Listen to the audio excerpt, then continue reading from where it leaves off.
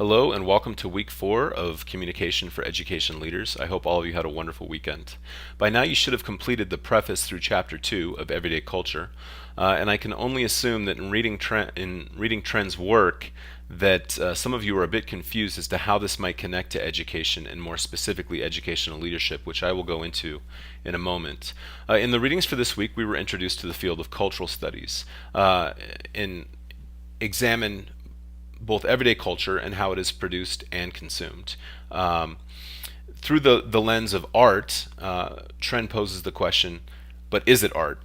Or what constitutes art? And outlines his idea of high culture and low culture, as well as the consumption of culture and how ideology is embedded within culture. In reference to this week's readings, I want you to consider education sites as both formal and informal vehicles for the reproduction and consumption of dominant culture.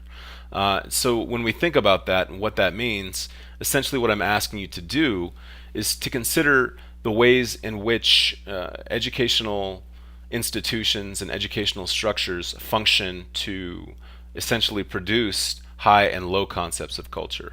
So there's certain values that we teach, whether we know it or not, and those tend to be the high culture values that we teach in education. So I want you to think about the ways in which we do this on an everyday basis, and also consider the types of cultures that we don't allow into school, and the types of cultures that are not necessarily valued as much as the high culture is valued.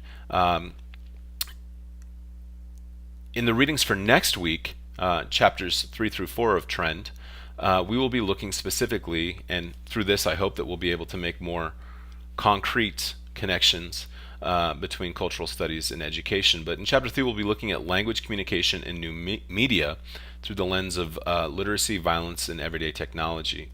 And in reading this chapter I ask that you consider how cultural violence might take place within the context of schooling as a site of cultural reproduction. And then in chapter 4 we'll take a look at how culture contributes to the construction of our individual identities as well as the identities of others in terms of the communication of what is valued and not valued. And I hope to shed light a little bit on this topic through the supplementary reading, which will also be due September 14th, and it's uploaded under supplementary readings on the Course UNM Learn site. But the reading deals specifically with the notion of cultural capital and whose culture actually does have capital.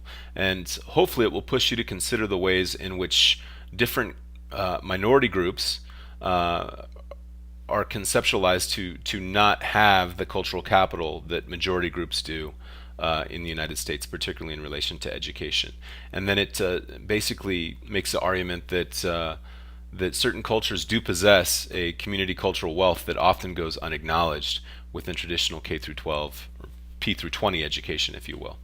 I'm looking forward to this week's discussion. I know that last week was a bit of a challenge for many of you, and I promise I won't come this week with any curveballs. But as we move forward, it's going to be increasingly important that you engage with one another and offer comments and perspectives with regards to one another's work. So please be very active in commenting on both reflections and responses to the prompts that I'll be posting this week.